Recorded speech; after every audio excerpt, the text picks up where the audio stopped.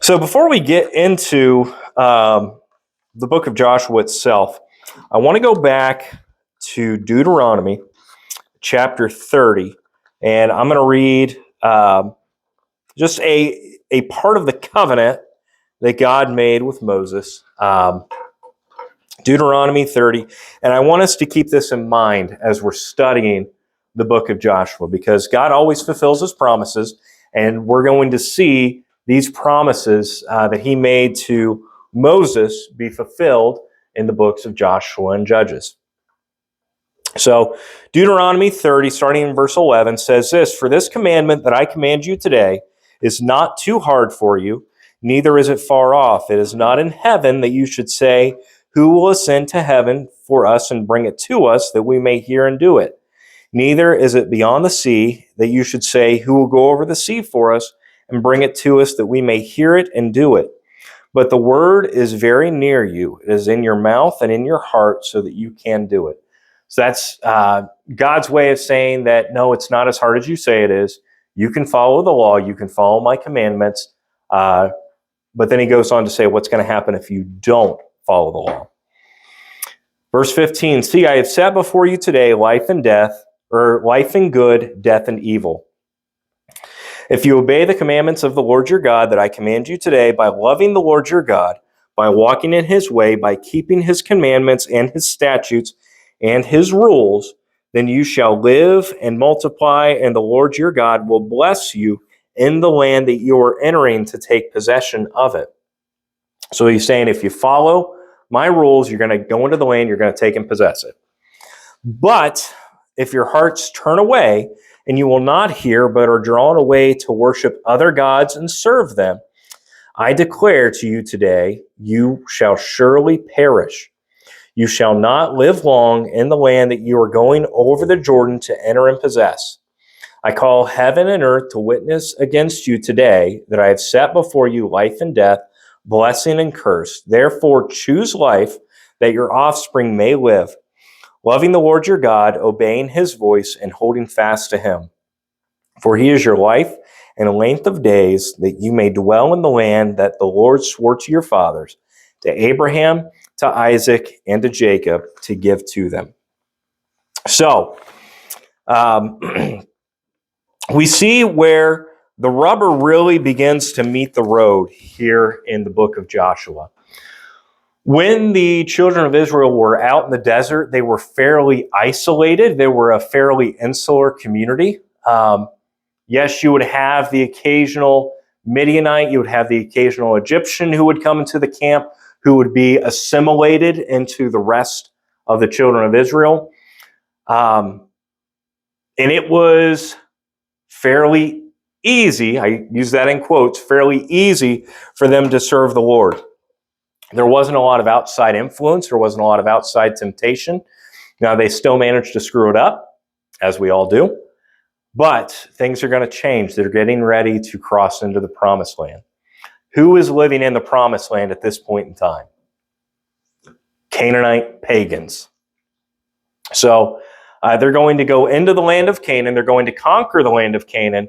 But there's going to be outside forces that are going to start influencing them. So God lays down the law with them, saying that if you follow me, you're going to be blessed. You're going to take over the land. If you let the Canaanites come and influence you and pull you away, you're going to be cursed. Your kids are going to die. Really shows the importance of following the Lord. So there's really four main sections in the book of Joshua. First and foremost, so Deuteronomy leaves us off on the borders of Canaan. So the first section is simply just crossing into the promised land. The second section is taking the land, conquering Canaan. The third section is all about dividing up the land, who inherits what land. That is important. We're not going to read through it because it's a lot of just marking boundaries and borders. But I do want to talk about it because there is implications in that are going to last forever past that. And then finally, it finishes off with a rededication of the nation. So let me go back to the handouts here. And I didn't really have these in order for you guys, but okay. You see the one that's got the 4 boxes there? So that gives a good summary of the next 3 books of the Bible that are sort of lumped together in time. So we had Genesis. Really, Genesis stands on its own as far as chronologically. It's from the beginning all the way to Egypt. Exodus, Leviticus, Numbers, and Deuteronomy are all sort of paired together. It's leaving Egypt and getting to the Promised Land. Joshua, Judges, and Ruth are all tied in together from a time period of conquering the land, being ruled by judges, and then the story of Ruth is thrown in there as well, which is important. The story of Ruth is a very important story because leads into the genealogy of Jesus, which we were talking about on Sunday. But I like what the box in the top left talks about. So before we get into the book of Joshua, and before we read and study on the conquest of Canaan, it is a brutal conquest. It's bloody. The world would look at the book of Joshua and say that the Israelite people were evil, that they were genocidal, that they were this, that they were that. But ultimately, what we need to know as Christians is that the people in the land of Canaan were wicked, and they needed judgment. They deserved judgment. God brought judgment to them in the form of Israel. This is a theme that we'll see repeated a couple of different times throughout the Old Testament, of nations and people being judged by God, by being conquered by other nations. We could spend a lot of time talking about it and trying to justify it in our minds, trying to argue against it in our minds. But here's the thing, what it all boils down to. Take the flood as an example. Was the water evil in the flood? No. It was just a means of judgment. Wasn't good, wasn't bad. Canaan needed judged. How do we know that? Because God said Canaan needed judged. He used the Israelite people to judge Canaan. Now, the Israelite people were following God at this point in time, but they weren't always going to follow God. Later on, when we get into books of Chronicles and Kings, guess what? God's going to use other nations to judge Israel. So when we look at the wars, when we look at it would really be described as ethnic cleansing by today's standards. We need to understand that it was God who was doing the cleansing. The hands that brought the sword weren't the point. It was the fact that God was bringing judgment. So that's a tough pill to swallow. Do you guys have any thoughts on that, one way or another? Because I feel like we could spend most of the night talking about this. When God tells a people to go into a city, slaughter everybody, every man, every woman, every child, every goat, every camel, don't leave anyone alive. It's kind of hard to grapple with, isn't it? But anybody have any thoughts one way or another? Anything you want to clarify? Any questions? One rotten apple still boils the whole thing. We're going to have a good story of that tonight. All right. So, we're going to dance around the scriptures a little bit before we get into it. So you've got that. That just gives the summary of each of the books. And then if you pull up the map with the lines and arrows on it. So this is, not need to know information, but it's just good to know. There's a lot of place names that we're going to read about in the book of Joshua. Well, we may not read them tonight, but if you go in there, you'll find them. It gives you just a little bit of a visual representation of what's going on in each section of the book. I don't know. I like maps. I might be a nerd, but I like maps. I like looking at, I like that visual learning instead of just reading the place names and who conquered who. But that's a good resource for you to take. And all these handouts, feel free to take home with you. It's good reference material. And if you guys ever need copies of it, I can get you additional copies. I don't know if I ever told you guys, but I basically just tore apart. Rose is the publisher, the Chronological Guide to the Bible. Really good resource if you guys want to get a copy for yourself. All right. Now let's actually get into it. So, Deuteronomy leaves off with what? The burial of Moses. So, what has to come next when Moses is buried? The leader of the Israelite people is dead and gone. We got to get a new leader, don't we? So, Joshua is a man who crops up multiple times in the book of Numbers and the book of Deuteronomy.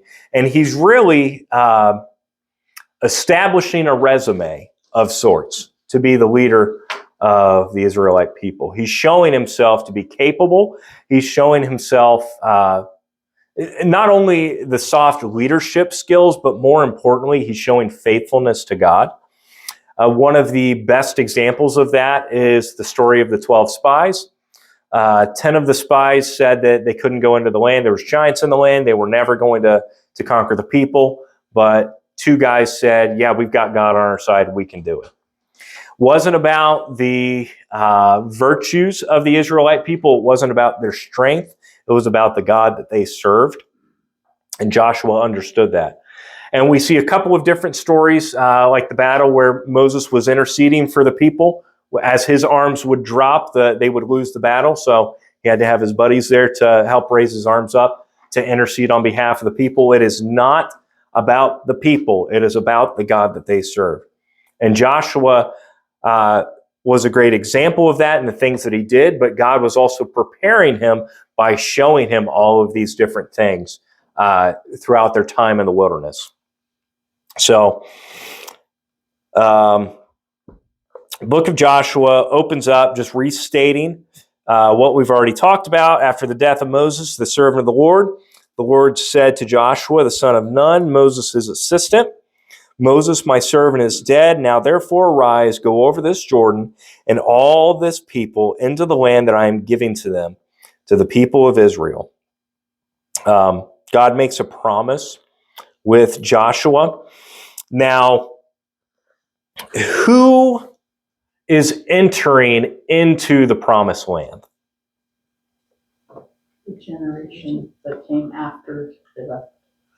Yes, that's exactly what I was looking for. So it wasn't the generation that left Egypt. It was a completely different group of people, the people who left Egypt and the people who entered into the promised land. That was the purpose of the 40 years out in the wilderness, was to let all those old folks die off. If God pronounced that judgment on our church today, I'm not going to go down that road. But 40 years from now, this church is going to look a lot different than it does today. So the children of Israel was the same way. The folks who left Egypt were not the folks who entered into the promised land, which is a shame because they were an 11 days march to the promised land, ended up being 40 years. All because of their lack of faithfulness to God. There's a lesson to be learned there. And it's not always that the older generation has it right. Not ragging on you guys, but there are, I'll move on. So Joshua assumes command. They're getting ready to enter into the promised land. So remember how I said that they're going to be going into the promised land, so they need to start preparing themselves spiritually to go into a people who are not Israelites, who don't follow the same customs. They need to start preparing themselves to not only go to war, but also prepare themselves to be influenced and to be an influence for God. So we'll pick up in chapter 1, starting in verse 10. And let's read verses 10 through 18 as a group. Mike, do you want to start in verse 1 or in verse 10? So Joshua ordered the officers of the people, Pass through the midst of the camp and command the people, prepare your provisions, for within 3 days you are to pass over this Jordan to go in to take possession of the land that the Lord your God is giving you to possess. But to the Reubenites, the Gadites, and the half tribe of Manasseh, Joshua said, Remember the command that Moses, the servant of the Lord, gave you. The Lord your God is giving you rest and has granted you this land. Your wives and your little ones and your livestock shall remain in the land which Moses gave you on this side of the Jordan. For you shall pass before your brethren armed, all your mighty men of valor, and help them.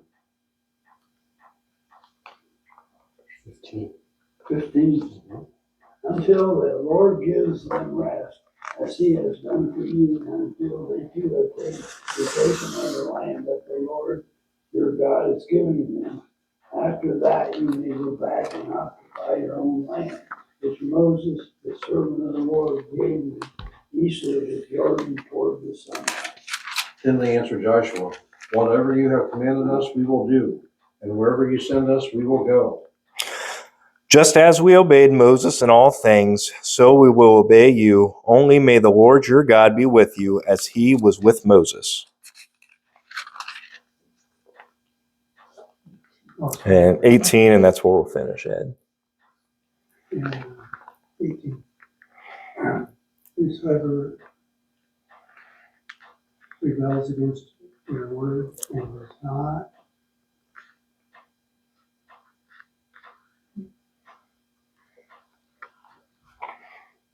so how can you comply with them will be put to death.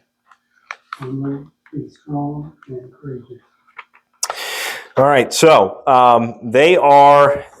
the good news is, it sounds like that the folks are rallying behind Joshua. They've put their faith in Joshua just as they did Moses. Why? Because they got to see Joshua be Moses' right-hand man while they were out in the wilderness. So what they're doing, what Joshua is doing right now, is he's gathering all the people together to get them ready to conquer the land. He mentions there in verse 12 that the Reubenites and the Gadites and the half of Manasseh's tribe, he had to call them back because they had went ahead and started settling. So he's calling them back, getting their men so they can go in and begin to fight. Chapter 2 is should be a very familiar story to you. That's Rahab, who was in Jericho. Rahab was one of the Canaanites, but guess what? She ended up joining the Israelite people. So there was Israel was a driving force in the land, not just from a warfare standpoint, but also from a spiritual standpoint. Rahab had mentioned to the spies that they had a reputation that was preceding them. The amazing works that God did for the children of Israel, the word was starting to spread, and the folks in Jericho were shaking in their boots a little bit. So if we remember back to the story of the 12 spies, the report of the 10, we're saying that there's no way we can do it. And the report of the 2 saying, yeah, we can. God's on our side. God's reputation preceded the people. So Rahab wants to find salvation. So she wants to find physical salvation. So the spies tell her exactly what she needs to do. Hang the scarlet cord in the window, and we'll make sure that you and all who are in your house are safe. So they may make a pact with her. They make a deal, just so long as she doesn't tell on them. So Rahab keeps her word. The Israelite people keep their word. And guess what? We see Rahab show up again in Matthew chapter 1. So spies go back and give their report. Then we get to chapter 3. And finally, after 40 years and 2 chapters, we have left Egypt and are finally going to enter into the promised land. It's a great occasion, lots of pomp, lots of circumstance, lots of specific instructions about bringing over the tabernacle. I actually don't want to read that. I want to jump ahead to chapter 4. So again, chapter 4, we're going to read verses 1 through 9. And I think we left off with you, Peggy. When the whole nation had finished crossing the Jordan, the Lord said to Joshua, Take for yourselves 12 men from the people, 1 man from every tribe. And said to them, go over before the ark of the Lord your God into the middle of the Jordan. Each of you is to take up a stone on his shoulder, according to the number of the tribes of the Israelites. So Joshua called together the 12 men he had appointed from the Israelites, 1 from each tribe. And Joshua said to them, pass on before the ark of the Lord your God into the midst of the Jordan, and take up each of you a stone upon his shoulder, according to the number of the tribes of the people of Israel. Verse 6. Together of the tribes of Israel, only to serve as a sign among you in the future when your children ask you, what do these stones mean? tell them that the flow of the Jordan was cut off before the ark of the covenant of the Lord. When it crossed the Jordan, the waters of the Jordan were cut off. These stones were to be the memorial to the people of Israel forever. And the children of Israel did so, just as Joshua commanded, and took up 12 stones from the midst of the Jordan, as the Lord had spoken to Joshua, according to the number of the tribes of the children of Israel, and carried them over with them to the place where they lodged, and laid them down there. Joshua set up the 12 stones that had been in the middle of the Jordan at the spot where the priest who carried the ark of the covenant had stood, and they are there to this day. All right, so I remember someone asking me that when we were talking about this. Mhm. Are those stones still there outside of Jericho? so on that note, we do believe that Joshua was the main author of the book of Joshua. But that doesn't mean that there weren't later edits, later clarifications. There are certain hints that we have to a later writer putting their mark on the text, like in verse 9 where it says, and there they are to this day. If Joshua had just put the stones there and just wrote about it, he wouldn't have to say, and that's where they are to this day. So it was likely maybe Samuel, maybe somebody a little bit later, not hundreds and hundreds and hundreds of years later. It's not somebody making up the story way after the fact. It's somebody clarifying it. It's still in the Old Testament timeline, but collecting the Bible, getting the books of the Bible together as we see them today.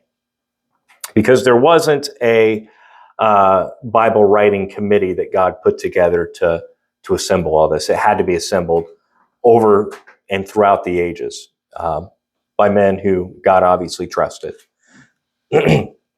So we don't need to let, like I've mentioned a couple of times in this Bible study, we don't need to let authorship scare us.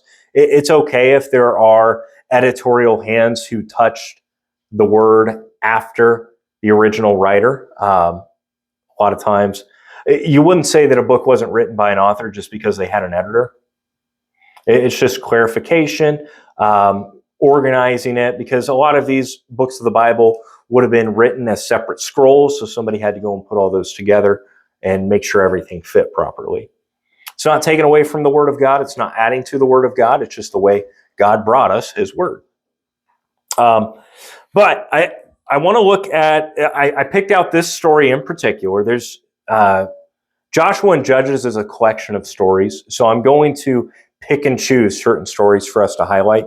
I wanted to highlight the 12 memorial stones for a reason. So we talk about the generations of the Israelite people. We talk about the generation from Egypt. We talk about the generation that actually got to enter Canaan. Later tonight, we're going to talk about laws of inheritance, boundaries that were given specifically for inheritance. The book of Joshua isn't just about land inheritance. There's a lot of it that talks about land inheritance, but there's a greater story to be told about spiritual inheritance. So each of the 12 tribes was represented in this tower of stones. And the purpose of the stones was for nothing else than to give their children a spiritual inheritance. Their children weren't there to see the miracle that God did that day, but they were going to make sure their kids remembered what God did for them. There's something for us to learn about the importance of providing a spiritual inheritance to the next generation.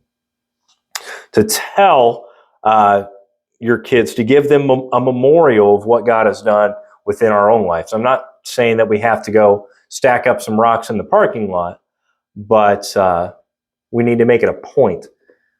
The younger generation, they aren't going to know God unless somebody teaches them about God.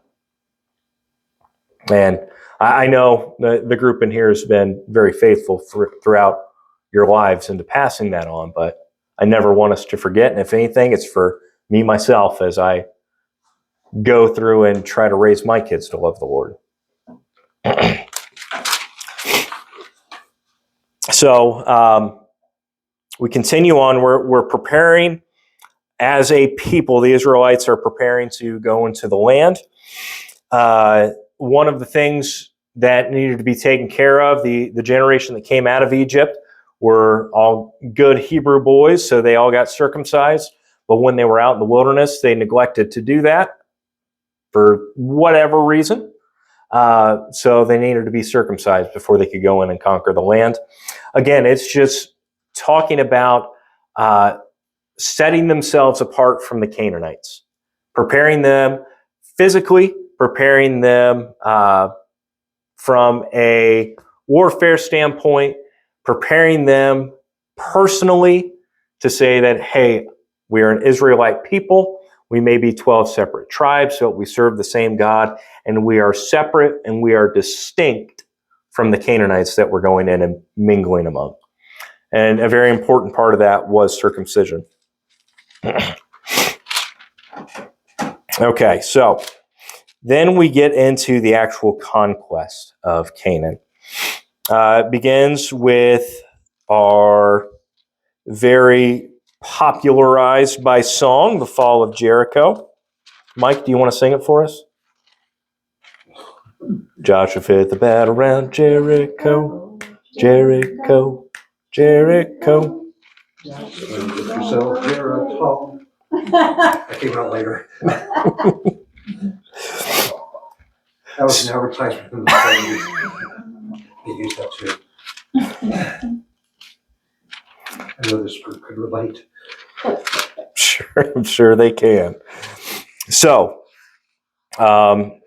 we start to get into the meat and potatoes of the book of Joshua is the conquest. So we see the conquest of Jericho, a mighty city that was felled not because the Israelites were such great warriors, but because Joshua was faithful to God and the people trusted Joshua. There was a command that God had given to the Israelites when it came to the fall of Jericho. And Ed, I'm going to ask you what that command was, since you were talking about the single bad apple that can spoil the whole bunch. There was one certain thing that they weren't supposed to do. You remember what, or you know what I'm talking about, where I'm getting at? Have to do with their bounty, or the spoils of war. The spoils of war. Were they supposed to go in and take everything for themselves? Nay, No. Everything in Jericho was accursed. So God told them to not take anything for yourself.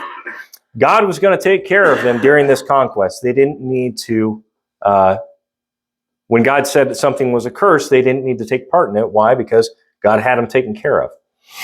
But there was a man who didn't listen. That man's name was Achan. So we go back to Deuteronomy, the promise or the covenant that God made with Moses. You remember the basics of the covenant. You follow me and you'll go and possess the land. You don't follow me, you and your kids are going to die in the land. We see that come to fruition here. So Achan was just a singular man. He wasn't all that notable among the people, but he didn't follow God's instructions. He took some of the spoils of war and he buried them in his own tent. So what happened? Israel goes and they face the people of Ai. Should have been an easy battle after their conquering of Jericho. They should have just been able to walk in, conquer the people, walk right back out. But they go in and they get their tails kicked. Why? Because there was sin hidden in the camp. So the people stayed true to their word, that those who didn't follow Joshua's commands would be killed. Once Achan was found out, they killed him. It's not like Leave It to Beaver when you admit to it. It's not okay. Was that a good reference, Mike? Was that a good old-timey reference? Sure. Since you told the truth, Beaver, it's all right. There you go. See, I know stuff. I don't know Jared Troll from Jericho, but so they go and they have to take care of the sin. They had to clear the camp of the sin, and then finally they're able to take over Ai. And that's where we're gonna leave off for the conquering of the land. The conquest of Canaan really goes from chapter 6 through chapters 12, roughly. Then chapter 13, we start to get into the division of boundaries and dividing up the land. I took and let's see if I can find it in my Bible. But you see the second map that I printed off that has all of the 12 tribes and all of the great tracts of land that each of the 12 tribes got. So we should be able to look at that map and find a section of land for each of the 12 tribes, right? Not right. There is one tribe that didn't get a tract of land to themselves. The Levites. Exactly. So, I talked about at the very beginning in chapter 1 how Reuben and Gad and part of Manasseh had already went on and settled the land, settled their portion of the land. You can see on this map here where they're on the eastern side of the Promised Land, east side of Jordan. But you can see where everybody else got placed, but the people of Levi did not get a land to themselves. Let me just ask you guys, do you think that was fair what God did? Didn't they get some cities that was, the grazing land around that city? Yes. Yep. So we can read about the cities and pasture lands that were allotted to Levi in chapter 21. Why would it be important for the people of Levi to not be all collected into one space in the promised land? It's because They had a higher calling. Yeah, they had a higher calling, exactly. They were the priests. So they needed to be more dispersed. So you talk about, was it fair or not that they didn't get any land? It doesn't matter if it was fair or not. God called them to something. And I think that it was fair. It was a very important role that they were to serve. So the purpose of Joshua being so specific in all of these boundaries that he's talking about, there is a purpose behind it. Some of us would read that and say, man, that's some very dry Bible reading.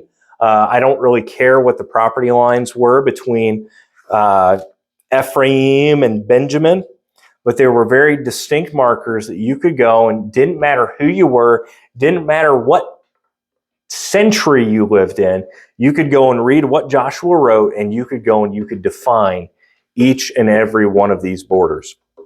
It's very, a proverb that says, "You shall not use a boundary state." I'm going to take your word for it that there is. It doesn't come to mind, but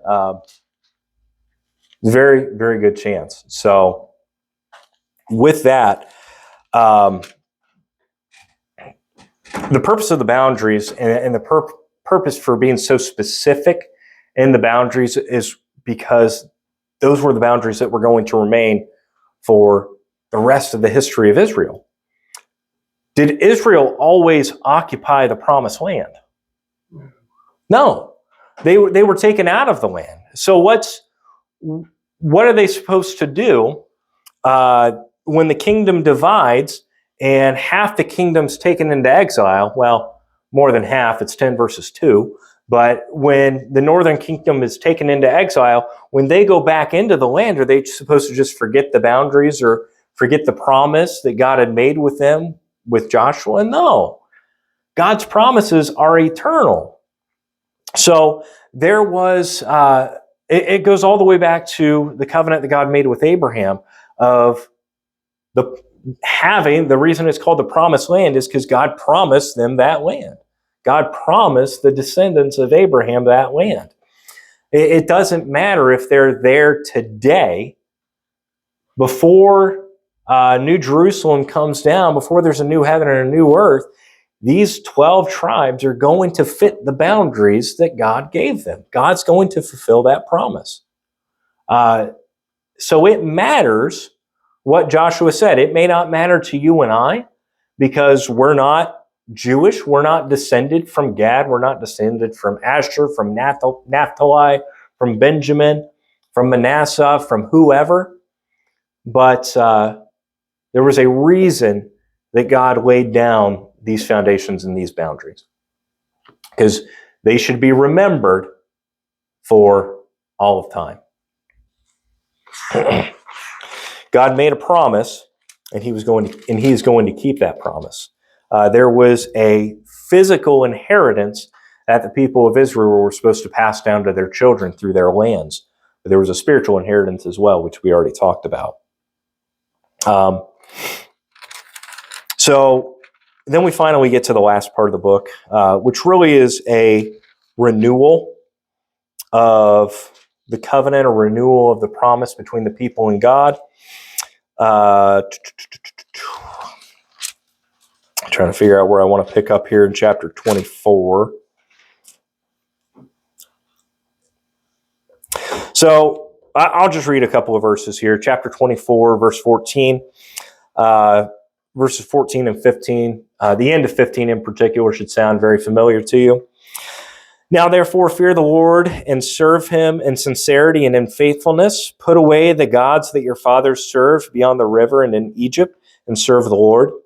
And if it is evil in your eyes to serve the Lord, choose this day whom you will serve, whether the gods of your fathers served in the region beyond the river, or the gods of the Amorites in whose land you dwell. But as for me and my house, we will serve the Lord. And that's really a great summary of the entirety of the book of Joshua. We talk about the spiritual preparation to go into the land, the physical preparation. The people did have a choice to make. When they were out in the wilderness, they didn't really have a choice to make on who they were going to serve. You were in the camp, except for if you were melting down your earrings to make a golden cow. Other than that one instance, you were serving the Lord. You were serving the God of Abraham, Isaac, and Jacob. Why? Because all of your neighbors were. But now that scenario has changed. Your neighbor might be an Amorite who has a different God. So you have to make that choice to choose to serve the God of Abraham, Isaac, and Jacob. And I like Joshua's statement there. You guys can do what you want, but for me and my house, for me and my family, we will serve the Lord. I really like the book of Joshua. I really like the things that Joshua says from the standpoint of myself being a father. I think that it really highlights, we saw what happened or what went wrong with the older generation. It seems like the book of Joshua makes it a point to pass on a spiritual heritage. It's not just a bloodline that was being kept pure with the people of Israel. There was a spiritual heritage that God wanted passed down from generation to generation. It's no different today with us. God wants us to pass on a spiritual heritage. Whether it is through proclamations that we give saying that we will serve the Lord, I don't care what the world is doing. Whether it be through memorials that are erected. Personally, I think that this church building is a beautiful memorial of what God has done for the people in Morrow County. I think that we should never take that for granted. Doesn't mean that the church building is holy or the church building is sacred or anything like that, but just the sermons that have been preached in this building since year 1857, the saints who have walked through the doors of this church over the last 150 years, it is a great testimony to what God does and the staying power of God in a world that's so temporal. It's great that this church stands as a testament. We're getting ready to have our bicentennial here in 2 years. I think that we should cherish those things. Not that we make idols out of them, but spiritual heritage is important. And what do you guys think of that? Now, you guys are, my kids are 2 and 4. Your guys' kids are grown up, and your grandkids or great-grandkids are the age of my kids. What do you guys think? What's the importance of spiritual heritage to you guys? I know several people that have a plaque in their house that says, "As for me and my house, we will serve the Lord." That's a fairly popular plaque. Yeah, my parents had that hanging on their wall in their family room over the doorway there. And I think whenever generation works to preserve that, it gets handed down and becomes a spiritual heritage then, because just Jeff and I, we growing up in a home that was always Christian from the start, and him coming from a home that was not, was a very different way of coming to the Lord. Absolutely. I think we should. It's the same in my household. I came from a very Christian family. I was in church from the day I was a week old. My parents were in church all the time. My grandparents were in a gospel group going from church to church. So it was definitely impressed upon me. And without that, I don't think that I'd be serving the Lord today. God knew that I needed a strong spiritual heritage because he knew I was a rebellious soul.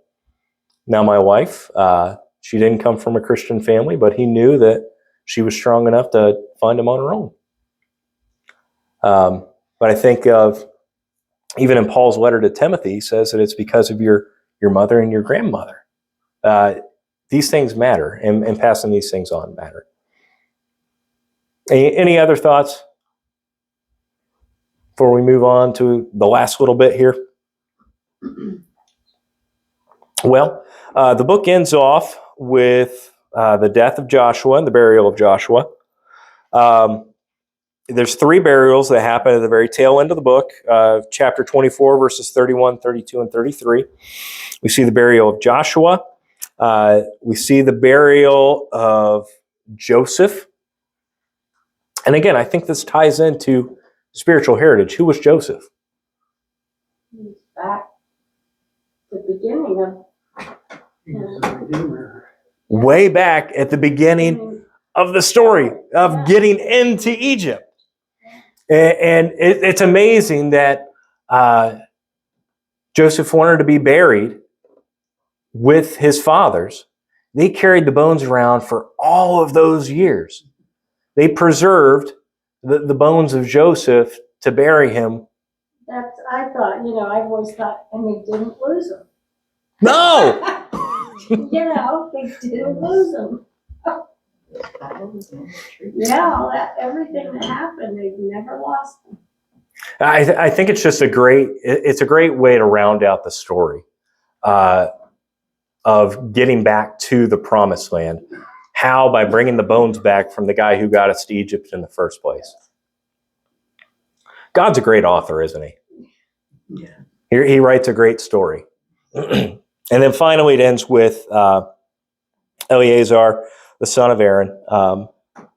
So it's talking about back to the priesthood and back to continuing that spiritual heritage. That'll move on. Moses, they brought the cave in Shechem. What's that? Moses, not Moses, Abraham. He bought the land in Shechem. So he planned way ahead. Jacob had bought it. Jacob bought it. Jacob Yeah, bought it. Jacob. In the land of Mamre, isn't that where Abraham bought that to bury his Sarah in? And he wouldn't let the people give it to him. He made sure he wanted to fulfill the contract by paying for it. So, Ed, weren't you the trustee who was managing the cemetery there for a while? Yeah, The sexton. he's a sexton. Sexton. Is that what it's called? Yeah. Learn something new every day. But you were the one, if somebody wanted to talk about their grave plot, you would help them out. 18 years or something like that. Did you have anybody who planned as far ahead as Jacob and burying Joseph bones a couple hundred years later? There was a fellow that used to, in the history, it mentions, and there was another man. And I suspect that man's name may have been Critchfield. Because down where I used to live, the road behind the property was Critchfield. The family came, but he bought all these graves up in the north part. The family came, and the lady was a relative of his, and she wanted to bury some people on that old grave. And one of her relatives was a lieutenant colonel, and he is buried up there. But there are some ashes that they have that I had to do some measuring and write new deeds for it. So I ended up writing. They put great big stones on part of the graves. So the graves are 12 feet long. The stone is 4 by 4. So there was room to put a cremation in front of that great big stone. And a number of the stones that are on that grave, it just says mother, father. We know that I did the probate, and there are people there again. Oh, wow. I spent quite a few hours rewriting that and getting it. There's a guy that was nasty with me. He said, "If you won't let me bury them, I'll get there. I'll get the judge after you hear somebody. You're like, well, I'll go ahead and take care of him anyhow. Who is it that took over as sexton? Bill, I had trouble saying his last name.